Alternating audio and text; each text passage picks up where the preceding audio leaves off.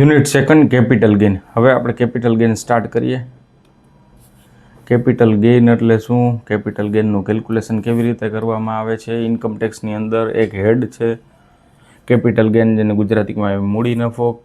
જ્યારે capital અસેટ્સની as per section 214 મુજબ capital assets જે મૂવેબલ અને ઇમૂવેબલ અસેટ્સ હોય એને ટ્રાન્સફર કરો, જે બિઝનેસની હોય અથવા પર્સનલ અસેટ્સ હોય એને ટ્રાન્સફર કરો એઝ પર સેક્શન 247 મુજબ ટ્રાન્સફર કરવામાં આવે તો ત્યારે જે પ્રોફિટ મળે એને પ્રોફિટને આપણે ઇન્કમટેક્સની લેંગ્વેજમાં કહીએ કેપિટલ ગેઇન. આપણે જનરલી અકાઉન્ટની અંદર પ્રોફિટ શબ્દ યુઝ કરતા હોય, જ્યારે આપણે અહીંયા અસેટ્સને ટ્રાન્સફર કરવાથી જે પ્રોફિટ મળે તેને કહેવાય capital gain. Generally shares, bond, mutual ફંડની અંદર જો ટ્રાન્સફર કરવામાં આવે પરચેસથી લઈને ટ્રાન્સફર ડેટ સુધી, એ જ 12 મહિનાથી ઓછો સમય હોય તો શોર્ટ ટર્મ, વધુ સમય હોય તો લોંગ ટર્મ. બીજી બધી અસેટ્સ હોય, ઇમૂવેબલ પ્રોપર્ટી અથવા અનલિસ્ટેડ શેર્સ હોય, એના માટે 24 મહિના. પહેલાં 36 મહિના હતા, 24/7/24 પહેલાં.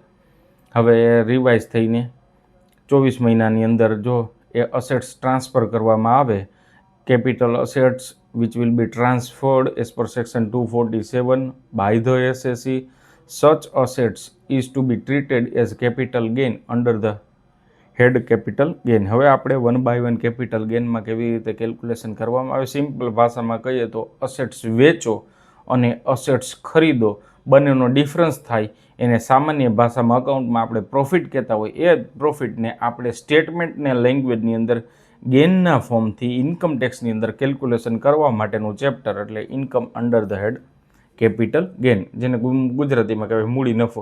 એક સમ જોશો એટલે તમને ખ્યાલ આવી જશે.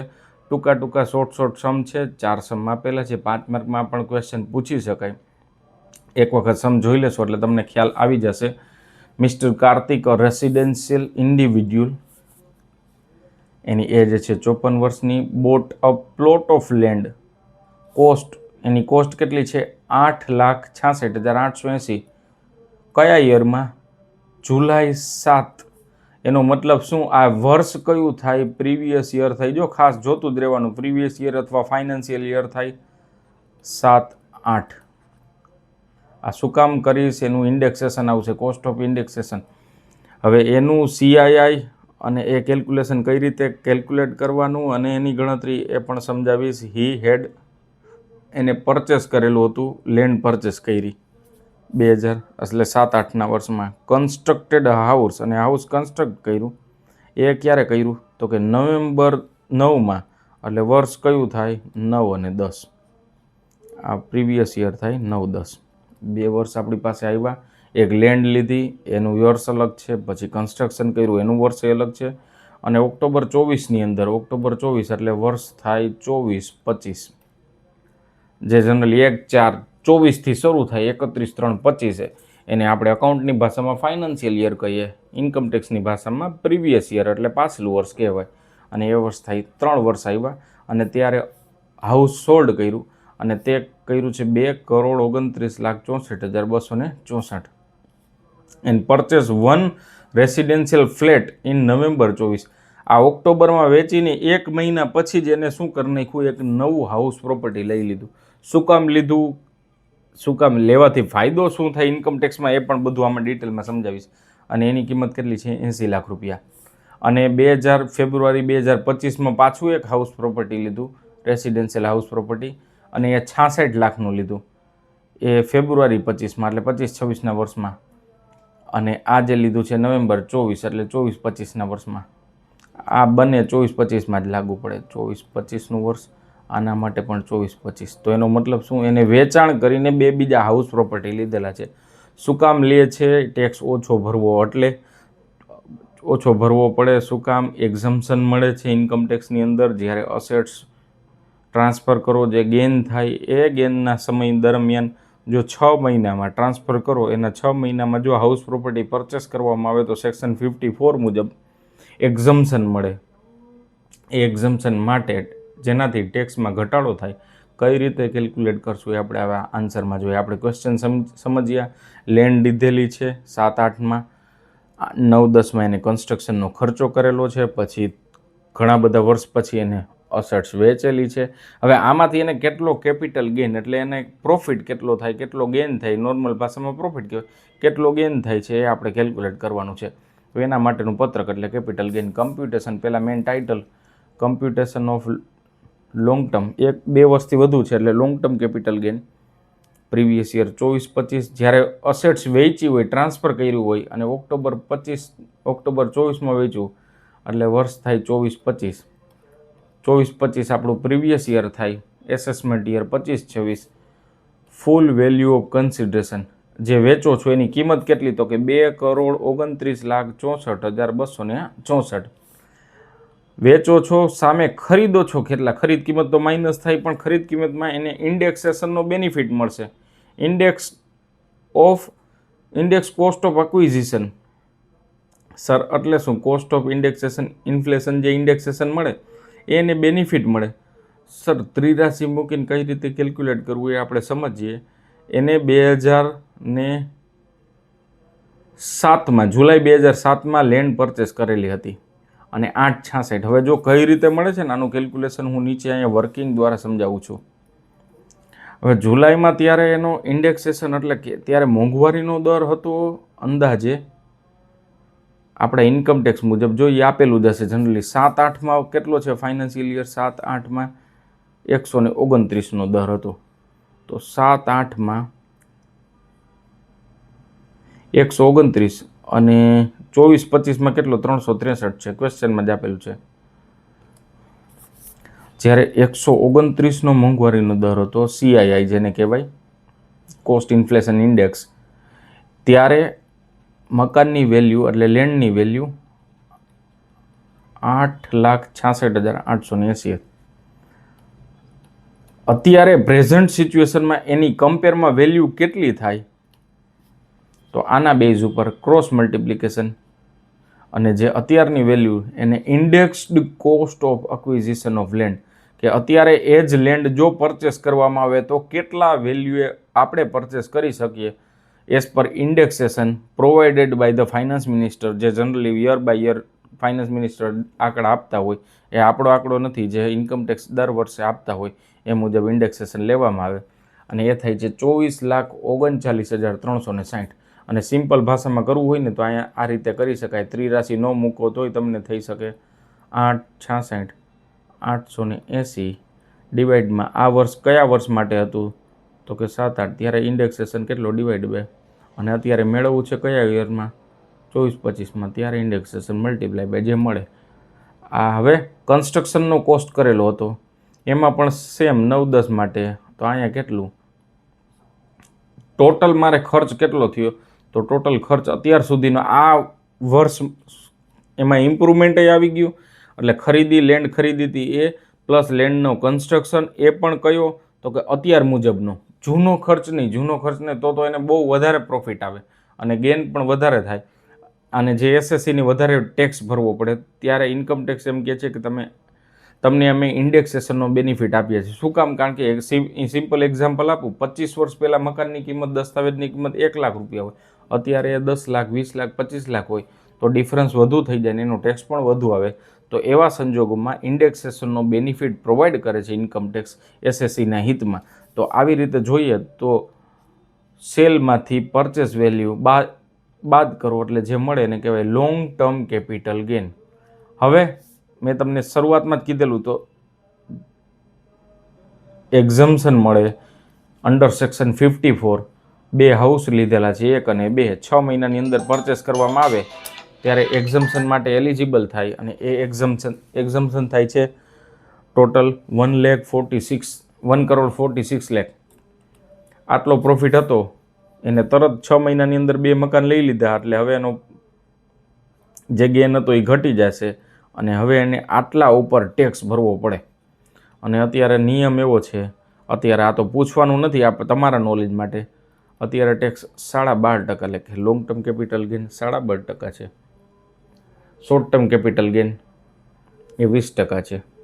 12.5%, 15%, 20% શેરની અંદર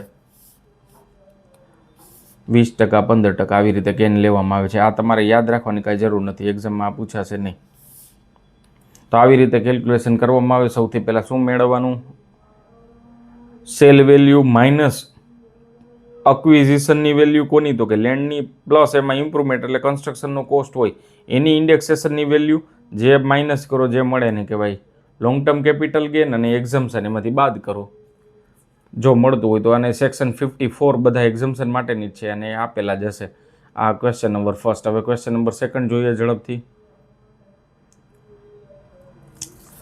11/10/24 Shri Surya Seth has sold self residential house કેટલામાં વેચેલું છે? 18/72/450માં. કેટલા રૂપિયા બ્રોકરેજ પેડ કરી? 64,000 પેડ કરી. તો એ ખર્ચ પેડ કર્યો છે તો મને ઇન્કમ ઓછી મળશે એટલે એ માઇનસ કરવા માટે અલાઉડ છે, જેને કહેવાય સ્પેસિફિક ડિડક્શન. અને એને હાઉસ પ્રોપર્ટી ક્યારે પરચેસ કરેલું હતું? 4/5માં. કેટલામાં? તો કે 1/86/450. તો 1/86/450 ક્યારે? 4/5ના વર્ષમાં. તો ડિવાઇડેડ બાય 4/5ના વર્ષનો ઇન્ડેક્સેશન કેટલો છે? 113. તો ડિવાઇડેડ બાય 113. અને અત્યારનો કેટલો ઇન્ડેક્સેશન છે? 363. અત્યારનો એટલે કયો હતો? કે 24-25ના વર્ષ માટે. અને 24-25ના વર્ષનું ઇન્ડેક્સેશન કેટલું હતો? ક્વેશ્ચનમાં આપેલો છે 363. તો એવી રીતે કેલ્ક્યુલેશન આપણે ઉપર સમજાય એમ કરીએ એટલે કમ્પેરમાં ત્રિરાશિ મૂકીને પણ 113, 186/450 તો 363 કેટલા? અને એમ ન કરવું તો directly divided by 113 multiply by 363 એટલે જે તમને અત્યારની વેલ્યુ તમને મળી જાય. પછી કીધેલું છે હેડ ઇન્કર્ડ 64,500. 7-8માં એને કન્સ્ટ્રક્શનનો બીજો એટલે રંગરોગાણનો કે બીજો કોઈ પણ અન્ય ખર્ચ કર્યો અને ત્યારે ઇન્ડેક્સેશન 129 હતા એટલે ડિવાઇડેડ બાય 129 મલ્ટીપ્લાય બાય આ જે ખર્ચ કર્યો એ એડિશનલ કન્સ્ટ્રક્શનનો કોસ્ટ એટલે ટોટલ ઇક્વિવેલન્ટ કોસ્ટ થાય 8,44,450. Long term capital 10,28,800. હવે કીધેલું છે 1/3/2025 એટલે જો 6 મહિના પહેલાં જ એને 10 લાખ રૂપિયા ઇન્વેસ્ટ કર્યા. ક્યાં? NHAI national highway authority of India. આના માટેની સેક્શન છે 54EC. જો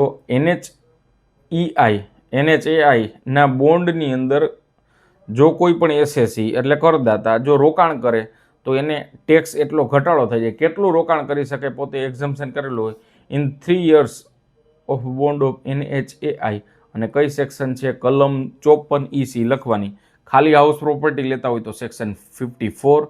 જો નેશનલ હાઈવે ઓથોરિટી ઓફ ઇન્ડિયાના બોન્ડમાં એટલે ગવર્મેન્ટના બોન્ડની અંદર જે રોડ રસ્તા બનાવે છે આખા ઇન્ડિયામાં એ ઓથોરિટી છે NHAI અને એના બોન્ડમાં રોકાણ કરે તો 10 લાખ અને 10 લાખ માઇનસ થઈ જાય, જે મળે ખાલી 28,000 જ. અને જનરલી આવી રીતે રોકાણ કરતા હોય. શું કામ? નકર એને ટેક્સ વધુ આવે. નકર 10,28,000 ઉપર 15%, 12% જેટલો ટેક્સ રેટ ગવર્મેન્ટ જે બજેટ વાઇઝ બહાર પડે એટલો ટેક્સ એને ભરવો પડે. તો અહીંયા જનરલી એને 28,000 ઉપર જ ભરવો પડે. તો આવી રીતે રોકાણ SSE દ્વારા કરવામાં આવતું હોય એના ટેક્સના ઘટાડા માટે. હવે સમ નંબર 3 જોઈએ. From the following particular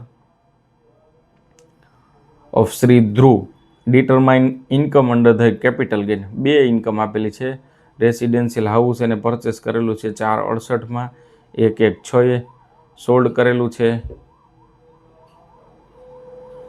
1/4/24 20,09,000. This way the only house owned by him a part of sales પ્રોસીડ્સ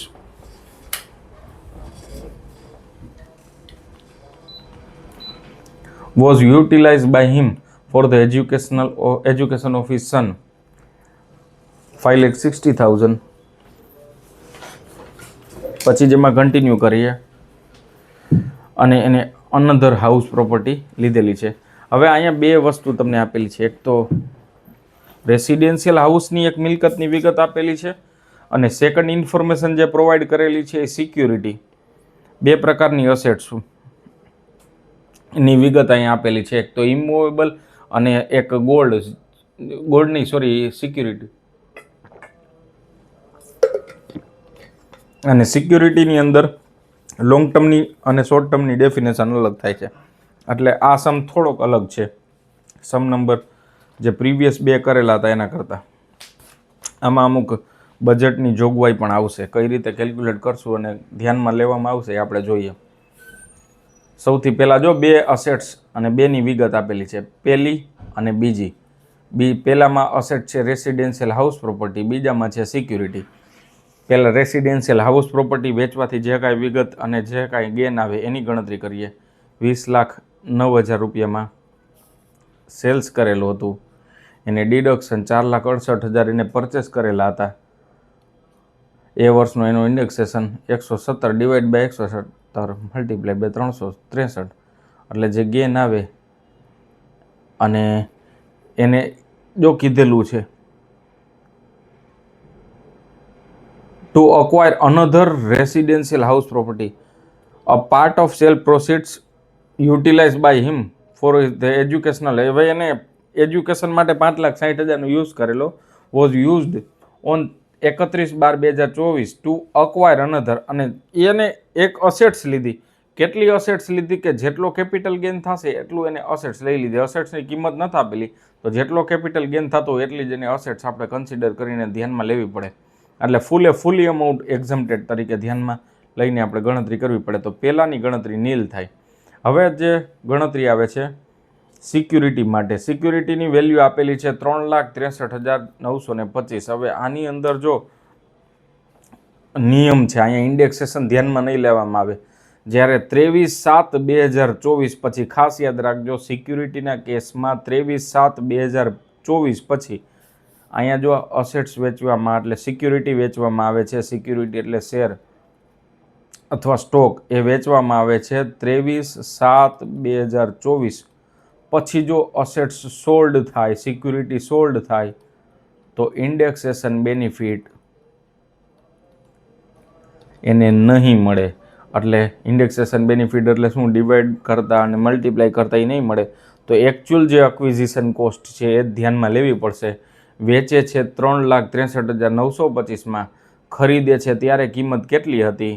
ખરીદે છે ત્યારની કિંમત છે 2,08,800. જો અહીં કીધેલું છે 2004માં ખરીદ્યું, પણ 4માં ખરીદ્યું તોય આપણે ધ્યાનમાં નહીં લઈ. ક્યારે કરવાનું અને સિક્યુરિટીના કેસમાં જ અપ્લાય થાય. એમાં એક નોંધ છે, નોંધ જો હું અહીંયા લખું છું, previous year 24-25, finance assessment year 25-26ની અંદર જો 23/7/2024 પછી જો કોઈ પણ સિક્યુરિટીઝ સોલ્ડ કરવામાં આવે એવો ક્વેશ્ચન આપેલો હોય ત્યારે એને ઇન્ડેક્સેશનનો બેનિફિટ ન મળે. No indexation benefit is allowed directly taxable at the rate 12.5%. એને ડાયરેક્ટલી 12.5% ટેક્સ ભરી દેવો પડે જેટલો ગેન થાય એના બેઝ ઉપર. તો આવી એક નોંધ છે, યાદ રાખી લેવાની અને લખી નાખવાની. તો જો અહીંયા આપણે એના બેઝ ઉપર જ કેલ્ક્યુલેશન કરેલું છે, જેટલું ઓરિજિનલ કોસ્ટ હતી એ જ લઈ લેવાની. ઇન્ડેક્સેશનનો બેનિફિટ તો મળતો જ નથી. આ ગેન જે આવે છે 1 લાખનું એમાં રોકાણ કર્યું હતું, 1 લાખનું રોકાણ માઇનસ કરો, જે આ ગેન આવે આના ઉપર સીધું 12.5% લેખે ટેક્સ ભરી દેવાનું, લોંગ ટર્મ કેપિટલ ટેક્સ. આ ગેન મળ્યો, હવે એના ઉપર ટેક્સ ભરી દેવાનું. એ ટેક્સની ગણતરી આપણે કાંઈ કરવાની જરૂર નથી, પણ આવી રીતે ગણતરી થાય 12.5% લેખે.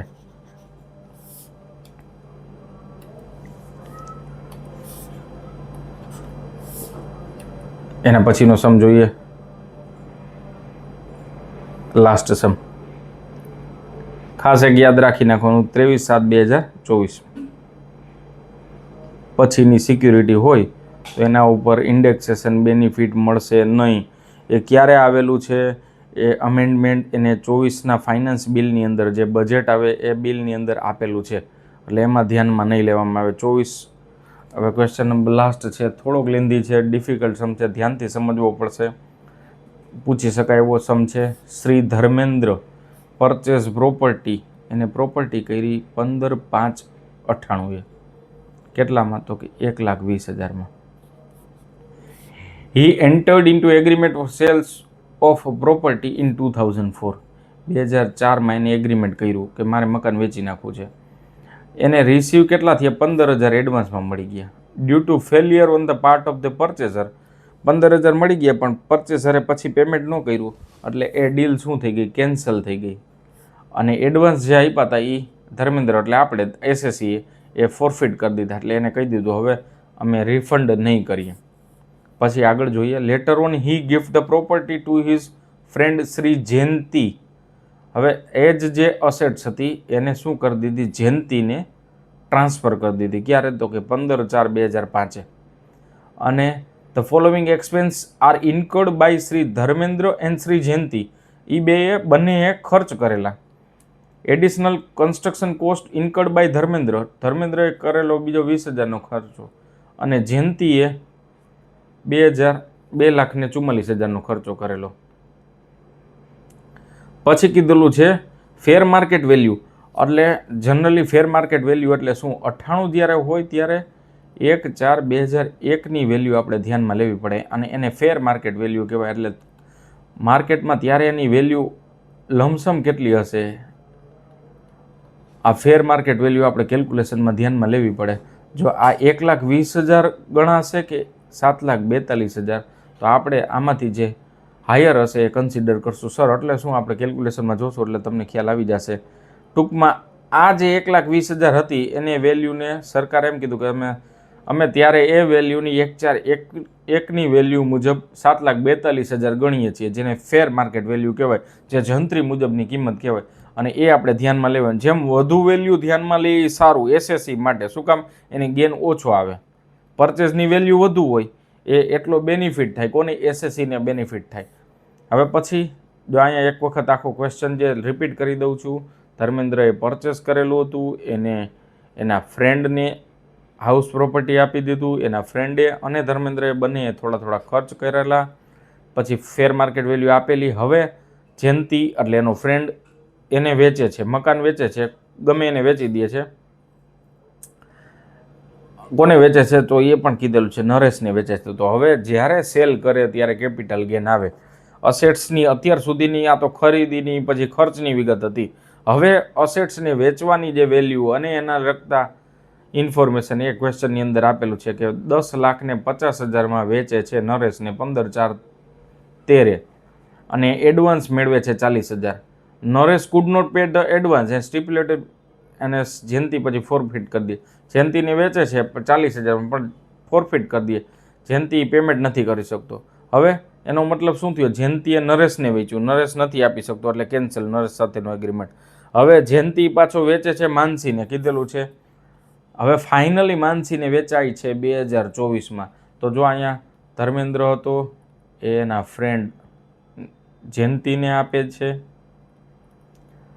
પછી જયંતી છે એ નરેશને વેચે છે, એ પણ પેમેન્ટ નથી કરી શકતો.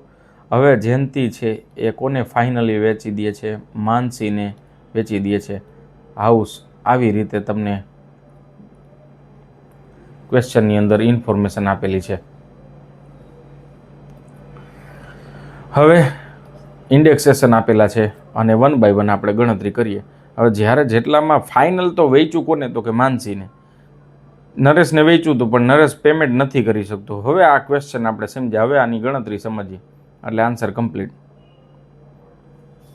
કેટલામાં વેચ્યું છે? હવે જયંતી માટે કેપિટલ ગેન કેટલો થશે? અલ્ટિમેટલી જે વેચતો હોય એ કેપિટલ ગેન ભરશે. એક્ઝામ્પલ તરીકે એક મિસ્ટર એક્સે મને અસેટ્સ આપેલી, હું બીજા કોકને અસેટ્સ આપું તો હું બીજાને આપું એ મારે કેપિટલ ગેન ભરવું પડે, અને આ વ્યક્તિએ મને ટ્રાન્સફર કરી તો એને પણ કેપિટલ ગેન કરવું પડે.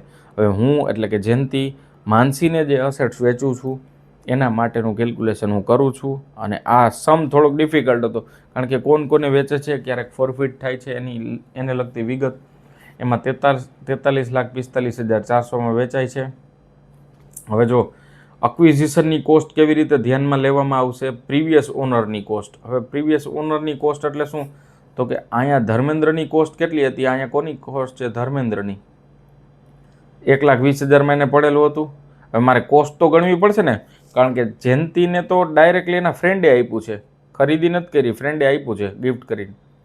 હવે ત્યારે ફેર માર્કેટ વેલ્યુ કેટલી? તો કે ફેર માર્કેટ વેલ્યુ થાય છે 1/4/1ની 7,42,000.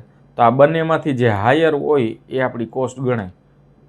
તો હાયર કઈ થાય? 7,42,000. આ હાયર વેલ્યુ થઈ. એ હાયર વેલ્યુ આપણી શું ગણાય? કોસ્ટ. હવે એડવાન્સ મની જે ફોરફિટેડ કરેલા હતા 40,000 રૂપિયા, એ 40,000 રૂપિયા મને ઓછા મળશે. એ મારી ઇન્કમ તરીકે કન્સિડર થઈ ગઈ છે, એટલે મારો અક્વિઝિશનની કોસ્ટ કેટલી થશે? 7,02,000. હવે એ જે 7,02,000 થશે, હવે જો અહીંયા કીધેલું છે કે as per the new amendment any advance forfeited after 31/3/24 is not deducted to find the adjusted code it will be considered as the part head from. હવે જે ટૂંકમાં સિમ્પલ ભાષામાં કહીએ કે ને ફોરફિટ કરું છું ને જે મને ઇન્કમ મળી જાય એ ડાયરેક્ટલી મારા અધર સોર્સમાં આવક તરીકે ગણાય. એક્ઝામ્પલ તરીકે હું કોક સાથે એગ્રીમેન્ટ કરું, એ એગ્રીમેન્ટ ફૂલફિલ ન કરી શકે તો એને મને જે 1 લાખ રૂપિયા આપેલા છે એ 1 લાખ રૂપિયા હું એને પાછા નહીં આપું, પાછા ન આપું એટલે મારી ઇન્કમ કહેવાય. પણ કયા હેડમાં લખવી પડે એ ઇન્કમ મારે અધર સોર્સમાં લખવી પડે, એવી જ તમને ઇન્ફોર્મેશન આપેલી છે. હવે અહીંયા 7,02,000 કોસ્ટ ઓફ ઇન્ડેક્સેશન માટે એલિજિબલ થાય. હવે 7,02,000 જે છે અને એનો 5/6નો ઇન્ફ્લેશન CII અને 5/6નો શું કામ લીધો એ તમને સમજાવું. જો અહીંયા ક્વેશ્ચનની અંદર તમને જે વિગત આપેલી છે, જયંતીએ કોને વેચેલું છે? માનસીને વેચેલું છે, અને માનસીને પ્રોપર્ટી કેટલાએ વેચેલી છે? 43,45,400. એ થઈ સેલ વેલ્યુ. પરચેઝ વેલ્યુ માટે જો એગ્રીમેન્ટ થયેલું હતું અને એના માટે ગિફ્ટ ક્યારે કરે છે એનો ફ્રેન્ડ ગિફ્ટ કરે છે 15/4/2005. એટલે વર્ષ કયું થાય? ફાઇનાન્શિયલ યર 5 અને 6. તો 5/6નો ઇન્ડેક્સેશન કેટલો? તો કે 5/6નો ઇન્ડેક્સેશન થાય 117. તો એ 117 એટલે ડિવાઈડમાં 117 આવશે, મલ્ટીપ્લાયમાં જે અત્યારનો યર એટલે જે 21,78,000 આવશે. એટલે આ એનો ઇન્ડેક્સેશન થાય. આપણે આ શું કેલ્ક્યુલેશન કર્યું કે જે જયંતીને કેટલા કોસ્ટની વેલ્યુ લેન્ડ જે છે રેસિડેન્શિયલ પ્રોપર્ટી છે એ મળવા પાત્ર થશે એ 21,78,000 થશે. અને એને ફર્ધર ખર્ચ કરેલો હતો કન્સ્ટ્રક્શનનો કોસ્ટ, અને એ ક્વેશ્ચનની અંદર આપેલું છે કેટલો કરેલો છે. જો અહીંયા આપેલું છે એને કેટલો એડિશનલ જયંતીએ કેટલો ખર્ચ કરેલો છે? તો કે જયંતીએ ખર્ચ કર્યો, જયંતીએ કરેલો એ ખર્ચ બાદ થાય ક્યારે? તો કે 2,44,000. અને 6/7નો કેટલો છે? તો કે 122. તો 2,44,000 ડિવાઇડેડ બાય 122 મલ્ટીપ્લાય બાય 363. એટલે ઇમ્પ્રુવમેન્ટ એટલે વધારાનો ખર્ચ એને બાદ મળવાપાત્ર થશે એ 7,26,000 થાય. એટલે ટોટલ 29,04,000 એ એની કોસ્ટ થઈ. Long term capital gain minus કરો અને પછી ક્વેશ્ચનની અંદર કીધેલું છે નવું જ રેસિડેન્શિયલ હાઉસ પ્રોપર્ટી 14 લાખનું પરચેસ કરે છે. તો 14 લાખનું પરચેસ કરે એ સેક્શન 54માં આપણે ખ્યાલ છે 54માં એ બાદ મળે તો એને કેપિટલ ગેઇન નેટ થાય 41,400. તો આવી રીતે હાઉસ પ્રોપર્ટી ગેઇન ના વેચાણની જે ઇન્કમ માટેનો કેપિટલ ગેઇન એના માટેનો થોડોક ડિફિકલ્ટ સમ આપણે લાસ્ટમાં જોયો. આવી રીતે ટોટલ 4 સમ છે, ખાસ કેલ્ક્યુલેટ કરી નાખજો. કેપિટલ ગેઇનના નાના સમ પણ હશે, મોટા સમ પણ હશે, ક્યારેક 5 માર્કમાં હોય, થિયરી પણ હશે ક્વેશ્ચનની અંદર. પણ જનરલી 2 ચેપ્ટરની અંદર પ્રેક્ટિકલ પૂછાય છે, બિઝનેસ ઓર પ્રોફેશન ઓર કેપિટલ ગેઇન અને ડિડક્શન માટેના અને ઇન્કમટેક્સ ઓથોરિટીની એની થિયરી છે. એ થિયરી પણ હું શોર્ટ અને સમરાઇઝ એની અંદર સમજાવી દઈશ. તો આટલું કરવાનું છે. All the best for your exam. Thank you.